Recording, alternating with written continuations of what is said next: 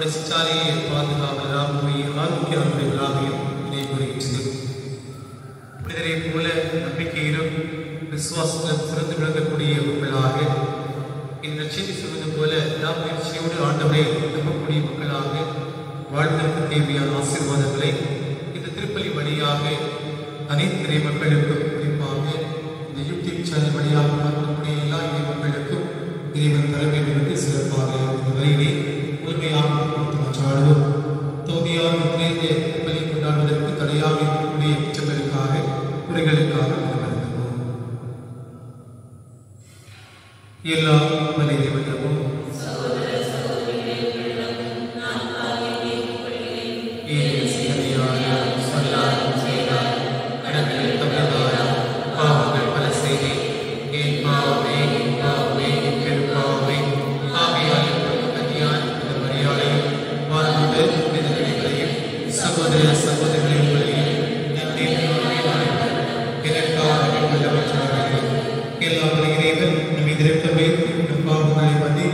நம்மை முடிவில்லா வாழ்வு அழைத்துச் செல்வாராக.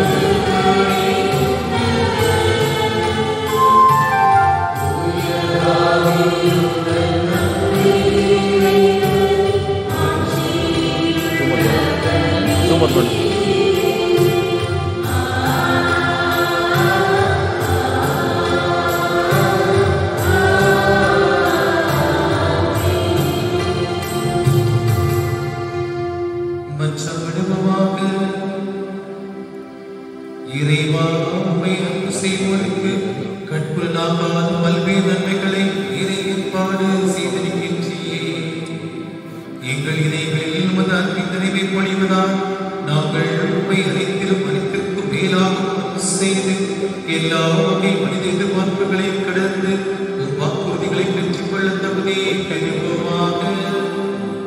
ஒவ்வொரு தூய ஆவியாரின் ஒன்றிப்பில் இறைவனாய் என்று வாழ்ந்து ஆட்சி செய்தீர்கள் ஆண்டவரும் திருவிருமான இயேசு கிறிஸ்து வழியாய் மன்றாடுகின்றோம்.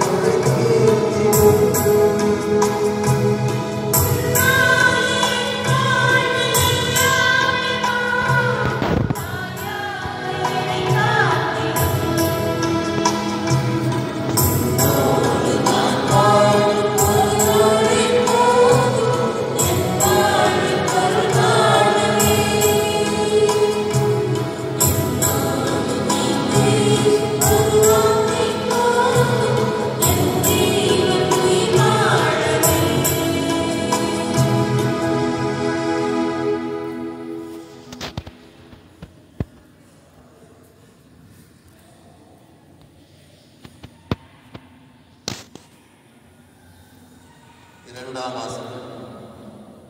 கடவுள் தாம் விடுத்த அழைப்பையும் கொடுத்த அருள்படைகளையும் திரும்ப பெற்றுக் கொள்வது. திருத்தூதர் பவுல் ரோமேயருக்கு எழுதிய திருமுகத்திலிருந்து வாசகம். அதிகாரம் 13, 11, 13 முதல் 15 முடிய, 29 முதல் 32 முடிய உள்ள இறைவார்த்தை. திருத்தூதர் பவுல் ரோமேயருக்கு எழுதிய திருமுகத்திலிருந்து வாசகம். அதிகாரம் 11, இறை வார்த்தைகள் 13 முதல் 15 முடிய, 29 முதல் 32 முடிய. சகோதரர் சகோதரிகள், பிற இனத்தாராகிய உங்களுக்கு சொல்கிறேன், உங்களுக்கு திருத்தூதராய் இருக்கும் நான் என் பணியை குறித்து பெருமை கொள்கிறேன். இதன் வழியாக என் இனத்தார்கள் பொறாமையை தூண்டிவிட்டு அவர்களுள் சிலரை என்னும் மீட்க முடியும் என நம்புகிறேன். யூதர்கள் தள்ளப்படாத போதே உலகம் கடவுளோடு ஒப்புரவாகியது என்றால், அவர்கள் அவரால் ஏற்றுக்கொள்ளப்படும் போது எப்படி இருக்கும்? இறந்தோர் உயிர் பெற்று எழுவர் என்று சொல்லலாம் அல்லவா? ஏனெனில் கடவுள் தாம் எடுத்த அழைப்பையும் கொடுத்த அருள்கொடைகளையும் திரும்ப பெற்றுக் கொள்வதில்லை. ஒரு காலத்தில் நீங்கள் கடவுளுக்கு கீழ்ப்படியாமல் இருந்தீர்கள். இப்பொழுது அவர்கள் கீழ்ப்படியாமல் இருப்பதா? நீங்கள் கடவுளின் இரக்கத்தை பெற்றுக்கொண்டீர்கள். அதுபோல இக்காலத்தில் நீங்கள் இரக்கத்திற்கு உரியவர்களாய் இருக்கிறீர்கள். அவர்கள் கீழ்ப்படியாமல் இருக்கிறார்கள். ஆனால் அவர்களும் விரைவில் இரக்கம் பெற்றுக் கொள்வார்கள். அதன் பொருட்டே இவ்வாறு நடந்திருக்கிறது. ஏனெனில் அனைவருக்கும் இரக்கம் காட்டுவதற்காகவே கடவுள் அனைவரையும் கீழ்ப்படியாமைக்கு உட்படுத்தினார். இது ஆண்டவர் வழங்கும் அருள்வாக்கு.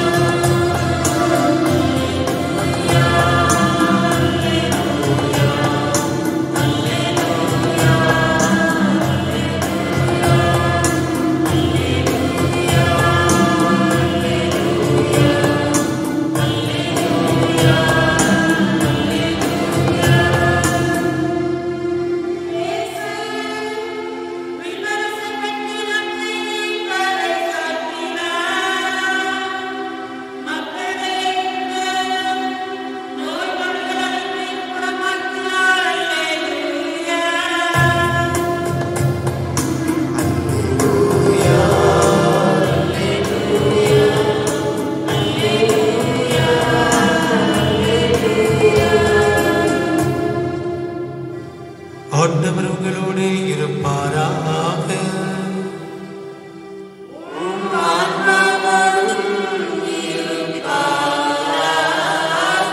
மத்தேயு எழுதிய தூய நற்செய்தியிலிருந்து வாசகம்.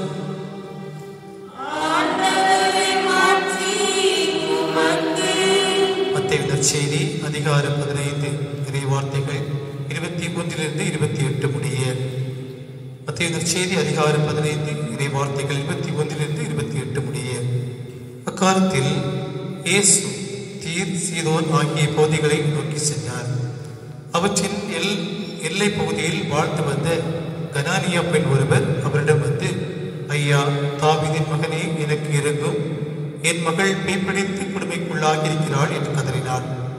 ஆனால் இயேசு அவரிடம் ஒரு வார்த்தை கூட மறுமொழியாக சொல்லவில்லை. சீடர்கள் அவரை அணுகி, நமக்கு பின்னால் கத்திக்கொண்டு வருகிறாரே, இவரை அனுப்பிவிடும் என வேண்டினர். அவரோ மறுமொழியாக, இஸ்ரேல் குலத்தாருள் காணாமல் போன ஆடுகளாய் இருப்பவரிடமே மூலமே நான் அனுப்பப்பட்டேன் என்றார். ஆனால் அப்பெண் அவர் முன் வந்து பணிந்து, ஐயா, எனக்கு உதவி அருளும் என்றார். அவர் மறுமொழியாக, பிள்ளைகளுக்குரிய உணவை எடுத்து நாய்க்குட்டிகளுக்கு போடுவது முறையல்ல என்றார். உடனே அப்பெண், ஆம் ஐயா, ஆனாலும் தங்கள் உரிமையாளரின் மேசையிலிருந்து விழும் சிறு துண்டுகளை நாய்க்குட்டிகள் தின்னுமே என்றார். இயேசு மறுமொழியாக, அம்மா, உமது நம்பிக்கை பெரியது, நீர் விரும்பியவாறே உமக்கு நிகழட்டும் என்று அவரிடம் கூறினார். அந்நேரமே அவர் மகளின் பிடி நீங்கியது. ஆண்டவரின் அருள்வாக்கு.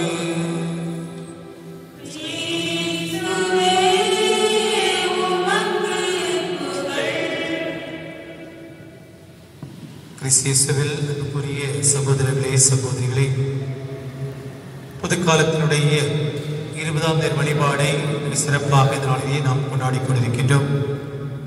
இந்த நாளிலே இன்று வாசிக்கப்பட்ட 3 வாசகங்களையும் நாம் பார்க்கின்ற போது விடாமுயற்சியோடு இருக்கக்கூடிய நம்பிக்கையும் தாழ்ச்சி நிறைந்த நம்பிக்கையும் ஆண்டவருடைய பாதையில் நல்லதொரு வாழ்க்கைக்கு நம்மை அழைத்து செல்லும் என்பதை இன்றைய 3 வாசகங்களும் நமக்கு அருமையாக சொல்வதை பார்க்கிறோம். அன்புக்குரியவர்களே, இந்த உலகத்தில் வாழக்கூடிய எல்லா மனிதர்களுமே தங்களுடைய வாழ்வில் நம்பிக்கையும் விடாமுயற்சியும் கொண்டிருக்கின்றார். ஒருவேளை யாராவது ஒருவர் தன்னுடைய நம்பிக்கையிலே கலந்து போகின்ற போதோ, இல்லை என்றால் விடாமுயற்சியிலே கலந்து போகின்ற போதோ, அவன் தன்னுடைய வாழ்வின் அடுத்த கட்டத்தை சென்று அடைவதற்கு மிகவும் தயங்கியவனாக இருப்பதை பார்க்கிறோம். விவிலியம் சரி, இந்த உலகத்தினுடைய மாந்தர்களையும் சரி பார்க்கின்ற போது தங்களுடைய விடாமுயற்சியினுடைய காரணத்தினால்தான் பல்வேறு விதமான வெற்றிகளை பெற்றிருக்கிறார்கள். ஒரு உதாரணம் சொல்ல வேண்டும் என்றால், அமெரிக்காவுடைய முன்னாள் ஜனாதிபதி ஆபிரகாம் லிங்கனுடைய வாழ்க்கையை பார்க்கின்ற போது பல முறை தோல்வியாக இருந்தாலும் தன்னுடைய தோல்வியை கண்டு துவண்டு போகாமல் நம்பிக்கை நிறைந்த விடாமுயற்சியோடு தன்னுடைய வாழ்வை அவர் குறிப்பிட்டுக் கொண்டிருந்தார். இறுதியிலே பெரிய தலைவராக இந்த நாட்டிலே, இந்த உலகத்திலே உருவெடுத்திருக்கிறார் என்று சொன்னால் அவர் தான் கொண்டிருந்த விடாமுயற்சியை நாம் பார்க்கிறோம். இது உலக மாந்தருடைய வாழ்வாக இருக்கின்ற போது விவிலிய மாந்தருடைய வாழ்வை பார்க்கின்றோம். ஒவ்வொரு மனிதனும் கடவுளை நம்புகின்ற போது அவருடைய நம்பிக்கையும் அவருடைய விடாமுயற்சியும் அவருடைய முன்னேற்றத்தினுடைய பாதைக்கு கொண்டு சென்றதை பார்க்கிறோம். பழைய ஏற்பாட்டிலே பார்க்கின்ற போது சீரியா நாட்டிலே வாழ்ந்த நாமான் என்ற இறைவாக்கினருடைய வாழ்விலே தொழுநோயால் மிகுந்த வேதனைப்படுகின்றார். ஆனால் அந்த தொழுநோயால் வேதனைப்பட்ட போது தன்னுடைய நம்பிக்கையோ இல்லை என்றால் தன்னுடைய வாழ்வில் விடாமுயற்சியை விட்டுவிடவில்லை. கடவுளை முழுமையாக நம்புகின்ற போது கடவுள் அருமையான இறைவாக்கினரை அனுப்பி அவருக்கு அந்த நோயிலிருந்து விடுதலை கொடுப்பதை பார்க்கிறோம். இதே போலதான் இன்றைய நற்செய்தியை பார்க்கின்ற போது கூட அருமையாக ஆண்டவர் சொல்கிறார். கனானிய பெண்ணுடைய அந்த விடாமுயற்சியோடு கூடிய நம்பிக்கை, அந்த பெண்மணியானவள் ஆண்டவரை தொந்தரவு செய்யாமல் என்னுடைய மகளை காப்பாற்றும் என்று நம்பிக்கையோடும் விடாமுயற்சியோடும் ஆண்டவரை பார்த்து கெஞ்சுகின்றார். ஆனால் இறைவன் இயேசு ஒரு வார்த்தை கூட சொல்லவில்லை என்று நற்செய்தியுடைய முதல் பகுதியை பார்க்கிறோம். இறுதியாக சிலர்கள் இவரை அனுப்பிவிடும் என்று சொன்ன போது அருமையாக இன்றைய முதல் வாசகத்துடைய சாரத்தை முன்னிலைப்படுத்துவதற்குரிய அருமையான நிகழ்வை பார்க்கிறோம். பிற இனத்து மக்களை என்னுடைய திருமலையில் கொண்டு வருவேன் என்று எசையா இறைவாக்கினர் சொன்ன அந்த வார்த்தையை இங்கே கனானிய பெண் வழியாக ஆண்டவர் அவருடைய திருமலைக்கு கொண்டு வந்திருக்கிறார். புற இனத்து பெண்மணியாக இருந்த அந்த கனானிய பெண்ணினுடைய விசுவாசத்தை ஆண்டவர் முன்னிலைப்படுத்தி அவருடைய வாழ்வையும் அவருடைய மகளுடைய வாழ்வையும் குணப்படுத்துவது மட்டுமல்லாமல் இவருடைய நம்பிக்கையை போல இந்த நம்பிக்கையை நான் பார்க்கவில்லை என்று சொல்லி அந்த பெண்மணிக்கு ஆசீர்வாதங்களை கொடுப்பதை பார்க்கிறோம். ஆக ஒவ்வொரு மனிதனுமே தன்னுடைய வாழ்விலே கடவுளிலிருந்து பெறக்கூடிய அருள்கொடைகளை மிக சிறப்பாக பெற்றுக் கொள்கின்ற போது, அது செயலாக்கம் கொடுக்கின்ற போது நாம் வாழ்க்கையை வெற்றி பெறக்கூடிய மனிதர்களாக இருக்கின்றோம். இதைதான் இது 2ஆம் வசனத்தில் அருமையாக சொல்லப்படுகிறது.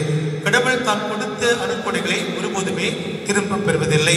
பெற்றுக்கொண்ட அருள்கொடைகளை நாம் எந்த அளவுக்கு சரியான நேரத்தை பயன்படுத்திக் கொள்கிறோம் என்பதையும் நாம் சிந்தித்து பார்க்க அழைக்கப்பட்டிருக்கிறோம். இப்படி பெற்றுக்கொண்ட அருள்கொடைகளை மிக சிறப்பாக வாழ்வாக்கியவர் தான் நம்முடைய சிற்றாலய பாதுகாவலர் தூய ஆரோக்கியநாதர். ஆரோக்கியநாதனுடைய வாழ்வுக்கு தெரியும்.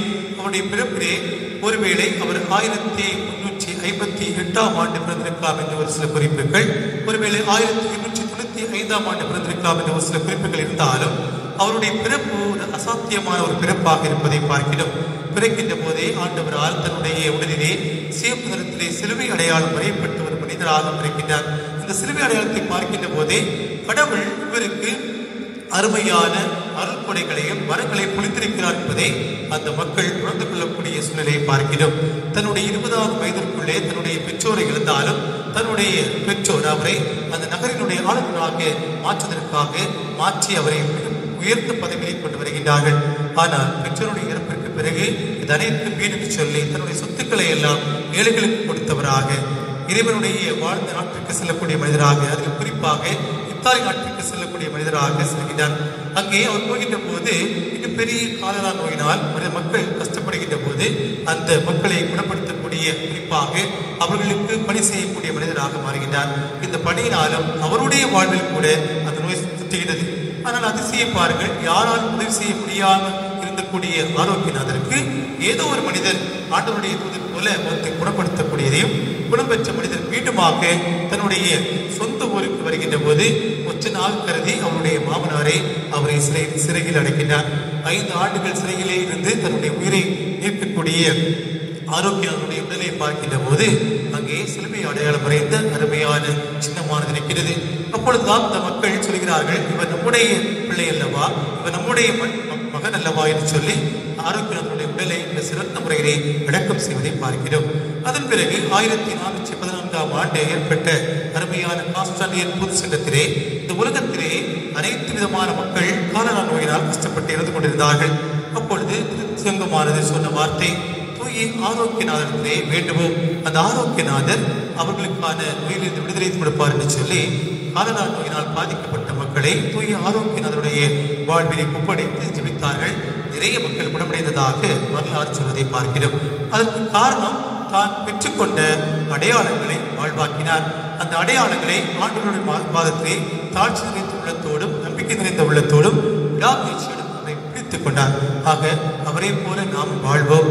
அவர் காட்டிய பாதையை நாம் இணைத்துக் கொண்டு இதை நச்சரி சொல்லக்கூடிய வாழ்க்கை விளிம்புகளை வாழ்வாக்க இறைவன் நமக்கு அருள் தர வேண்டும் என்று இந்த திருப்பலி வழியாக தொடர்ந்து மன்றாடுவோம். இறைவன் இந்த திருப்பலியை காணக்கூடிய எல்லாருக்கும் ஆசிரை நிறைவாக்க முடியட்டும். ஆமென். எழுதிட்டு நம்முடைய விசுவாசத்தை அறிக்கையிடுவோம்.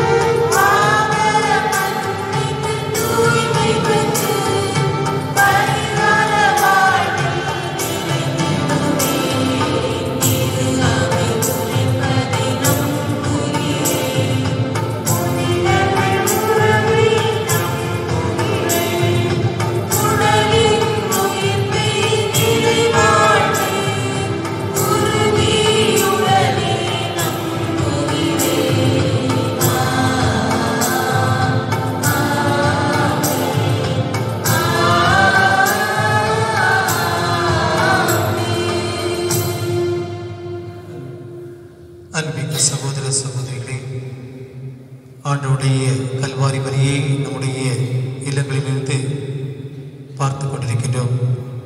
அருமையான இந்த வேளையிலே கண்களை மூடி கரங்களை குவித்தவாறு நம்முடைய உள்ளத்தில் இருக்கக்கூடிய மன்றாட்டுகளை எல்லாம் ஆண்டவருடைய பாதத்தில் செல்லக்கூடிய நேரம் இது. திருப்பாடல் ஆசிரியர் திருப்பாடல் 129 அருமையாக செல்வார். இரண்டும் ஆண்டவரிடமே உள்ளது, மிகுதியான மீட்பு அவரிடமே உண்டு என்று செல்வார். அந்த இரக்கத்தையும் அவருடைய மீட்பையும் பெறுவதற்காக நாட்களில் நாம் காத்துக் கொண்டிருக்கின்றோம்.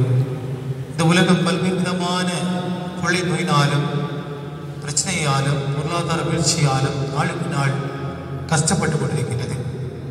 இறைவா, இதிலிருந்து எங்களுக்கு மீட்பு உண்டு, மீட்பு தருபவர் நீரே என்பதை நாங்கள் முழுமையாக அறிகின்றோம்.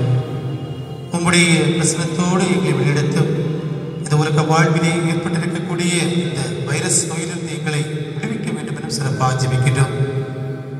பிடிந்தால் இன்று இந்த நிகழ்வு என்று தெரியாத சூழ்நிலையிலும் இது எப்படி இந்த வாழ்வை வாழப்போகிறோம் என்ற மன உளைச்சலோடு ஒவ்வொரு நாளும் கடந்து கொண்டே இருக்கிறது. ஒவ்வொரு பிள்ளைகளும், ஒவ்வொரு பெற்றோர்களும், ஒவ்வொரு குடும்பத்தாரும், ஒவ்வொரு துறவிகளும், ஒவ்வொரு மக்களுமே நாளை நிலை என்ன என்று தெரியாத சூழ்நிலையிலே நாம் தள்ளாடி கொண்டே இருக்கின்றோம்.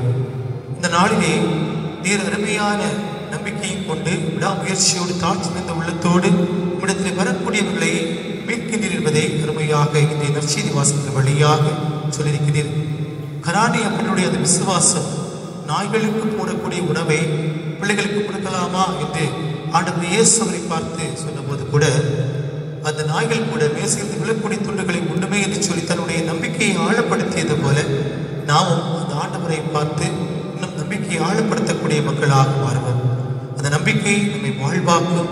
அந்த நம்பிக்கையின் வழியாக நம்முடைய வாழ்வு நல்ல உடல்நலத்தை பெறக்கூடிய வாழ்வாக, பொருளாதாரத்தில் வெற்றி பெறக்கூடிய வாழ்வாக, சந்திக்கின்ற சவால்களை எல்லாம் வெற்றி பெறக்கூடிய வாழ்வாக, குடும்பங்களிலே அமைதியும் சமாதானமும் சந்தோஷமும் கிடைக்கக்கூடிய வாழ்வாக, ஒருவரை ஒருவர் ஏற்றுக்கொள்ளக்கூடிய வாழ்வாக மாறும் என்ற நம்பிக்கையோடு தொடர்ந்து நாம் ஜெபிப்போம்.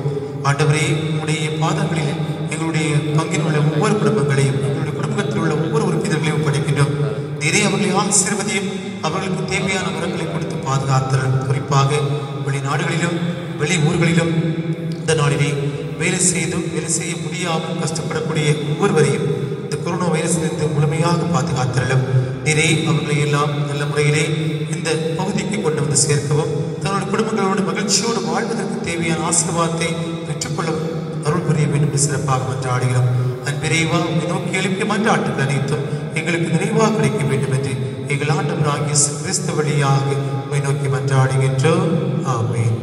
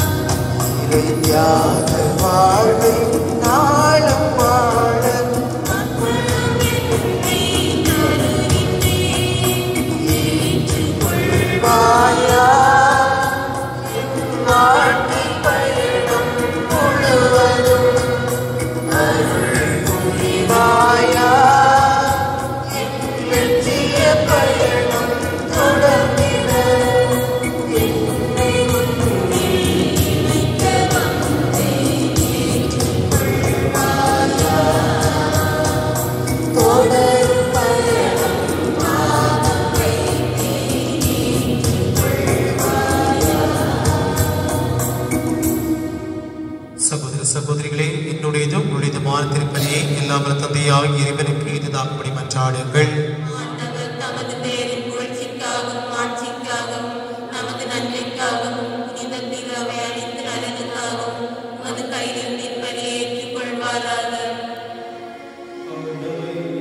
ஆண்டவரே, மாட்சிமிக்க மாற்றங்களை செல்லும். அதனால் தந்தவற்றை உமக்கு ஒப்புக் கொடுத்து உம்மையே நாங்கள் பெற்றுக்கொள்ள தகுதியை பெறுவோமாக. எங்கள் ஆண்டவராகிய இயேசு கிறிஸ்து வழியாக உம்மை மன்றாடுகின்றோம்.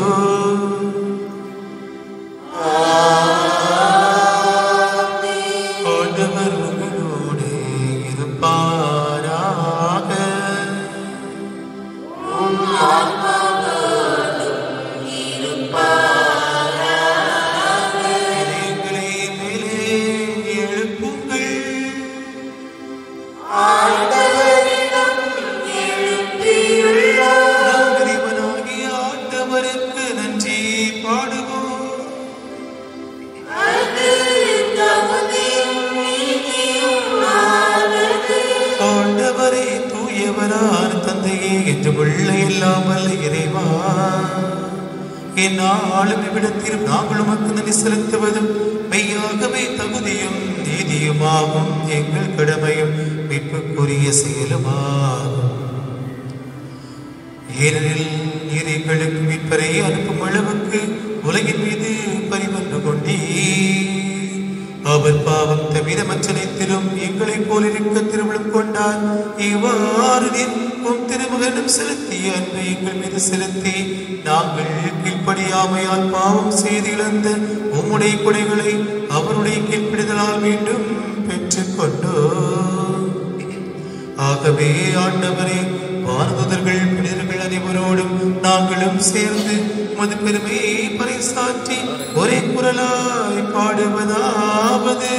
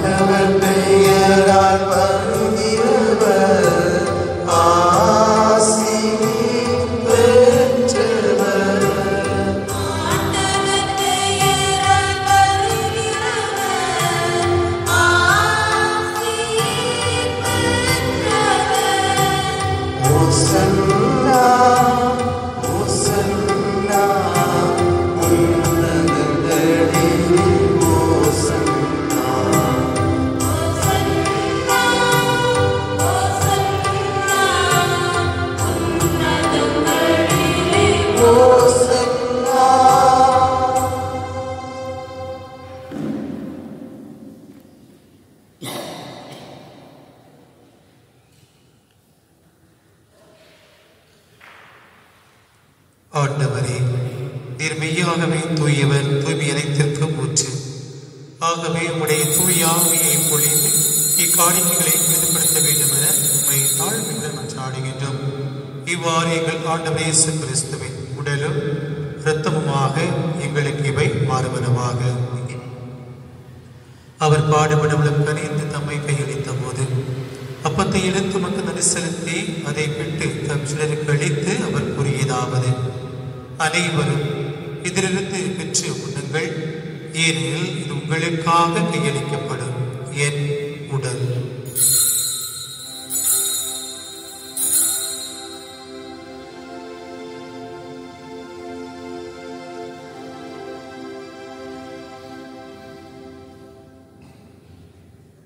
அவ்வண்ணமே இரவு விருந்தை அருந்திய பின் கிண்ணத்தை எடுத்து மீண்டும் உமக்கு நன்றி செலுத்தி தம் சீடருக்கு அளித்து அவர் கூறியதாவது: அனைவரும் இதிலிருந்து பெற்று பருகுங்கள், ஏனெனில் இது புதிய நிலையான உடன்படிக்கைக்குரிய இரத்தத்தின் கிண்ணம்.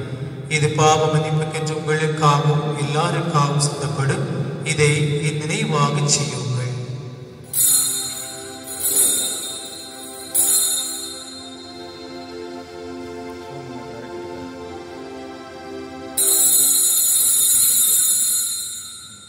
நம்பிக்கையின் மறைபொருள். ஆண்டவரே, நீர் வருமளவும் முதிரப்பினை அறிக்கையிடுகின்றோம், அது உயிர்ப்பினை எடுத்துரைக்கின்றோம். ஆகவே ஆண்டவரே, நாங்கள் கிறிஸ்துவின் இறப்பினையும் உயிர்ப்பினையும் நினை கூர்ந்து வாழ்வதன் அப்பத்தை மீட்பளிக்கும் கிண்ணத்தை முக்கொப்பு கொடுக்கின்றோம். உம் திருமண மொழியை கூறிய தகுந்தவர்கள் இதைகளை ஏற்றுக்கொண்டேன், எனவே நமக்கு நன்றி செலுத்துகின்றோம். மேலும் கிறிஸ்துவின் உடலிலும் இரத்தத்திலும் பங்கு கொள்ளும் எங்களை தூய ஆவியானவர் வந்து சேர்க்க வேண்டும் என உண்மை தாழ்மையுடன் மன்றாடுகின்றோம். ஆண்டவரே, உலகெங்கும் பரவி இருக்கும் திரு அவையை நினை கூர்ந்தலும் எங்கள் திருத்தந்தை பிரான்சிஸ், எங்கள் மறைமாவட்ட அப்போஸ்தலிக்க பரிபாலகர் வேதக அந்தோணி பாப்புசாமி, ஏனைய ஆயர்கள், முஸ்லிமான மக்கள் ஆகிய அனைவரோடு முன் திரு அவை அன்பை நிறைவேற செய்தலும். மேலும் உயிர்த்தெழும் எதிர்நோக்குடன் துயில் கொள்ளும் எங்கள் சகோதர சகோதரிகளையும் இறந்தோர் அனைவரையும் இரக்கத்துடன் நினைவு கூர்ந்து உமது திருமுக ஒளியில் ஏற்றலும். எங்கள் அனைவரும் மீதும் இரக்கமாயிரும். கடவுளின் கன்னித்தாயார் மாட்சிமிக்க அன்னை மரியாள், அவருடைய கணவரான புனித யோசேப்பு, புனித திருத்தூதர்கள், மறை சாட்சியர்கள், புனித ஜானியார், மணி மறை சாட்சி சகாய பிள்ளை, திருச்சபை விழாக்கள் கொண்டாடுகின்ற புனித ஆரோக்கியநாதர், இவ்வுலகில் மூக்கு இருந்தோர் ஆகிய புனிதர் அனைவருடனும் நாங்கள் நிலைவாழ்வு பங்கு கொள்ள தகுதி பெற்று உம் திருமகன் இயேசு கிறிஸ்து வழியாக உம்மை முன்னேற்று வரமருள உம்மை மன்றாடுகின்றோம். இவர் வழியாக இவரோடு இவரில் எல்லாம் வல்ல இறைவனாகிய தந்தையே, தூயாவியாரின் ஒன்றிப்பில் எல்லா புகழும் மாட்சியும் என்றென்று புரியதே.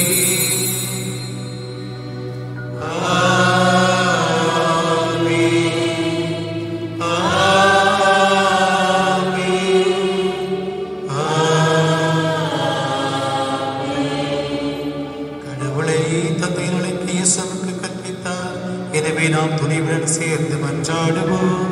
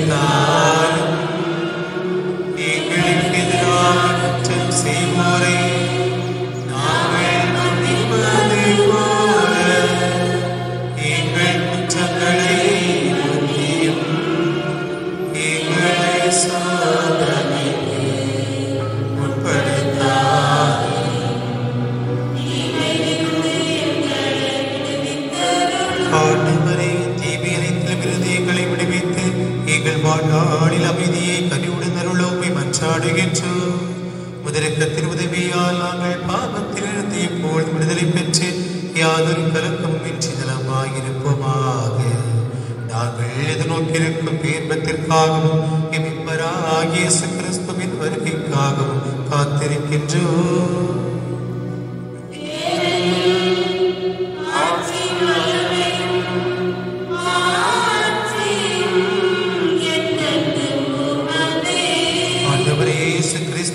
அமைதியை உங்களுக்கு விட்டு செல்கிறேன், என் அமைதியை உங்களுக்கு அளிக்கிறேன் என்று உம் திருத்தூதர்களுக்கு மொழிந்தீரே. எங்கள் பாவங்களை பாராமல் உமது திரு அவையின் நம்பிக்கையை கண்ணோக்கி உமது திருவுளத்திற்கு ஏற்பதற்கு அமைதியும் ஒற்றுமையும் அளித்துள்வீராக. என்றென்று வாழ்ந்தாட்சி செய்கின்றவர் நீரே. ஆண்டவருடைய அமைதி உங்கள் அனைவரோடும் இருப்பதாக.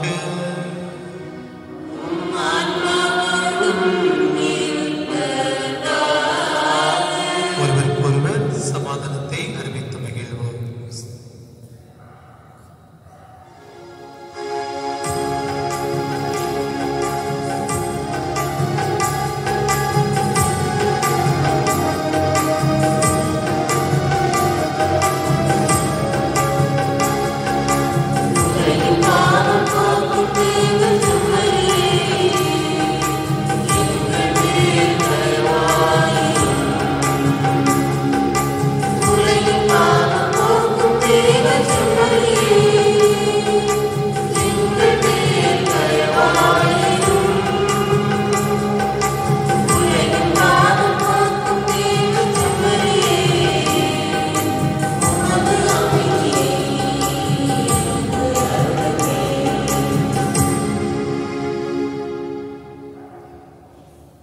இதோ இறைவே செம்மறி, இதோ உலகின் பாவங்களை போக்கக்கூடியவர்.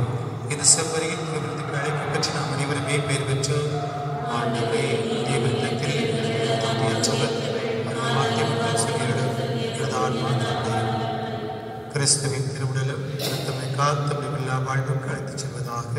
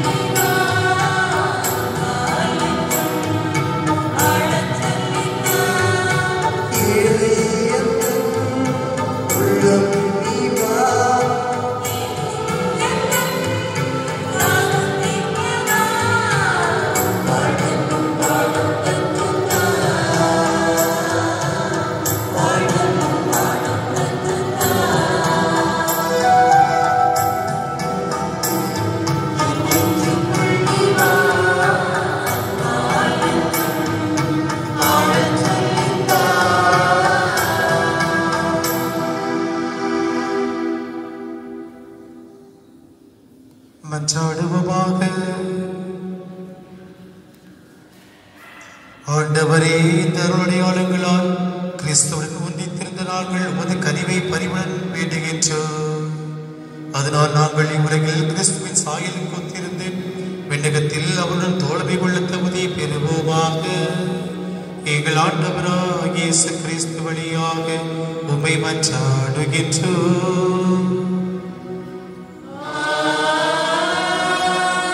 ஆண்டவர் உங்களோடு இருப்பாராக.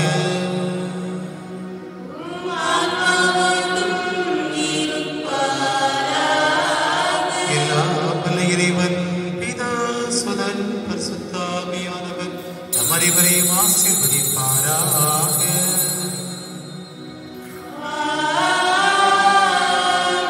சென்று வாழுங்கள், வாழ்வின் பணி தொடர்கின்றது.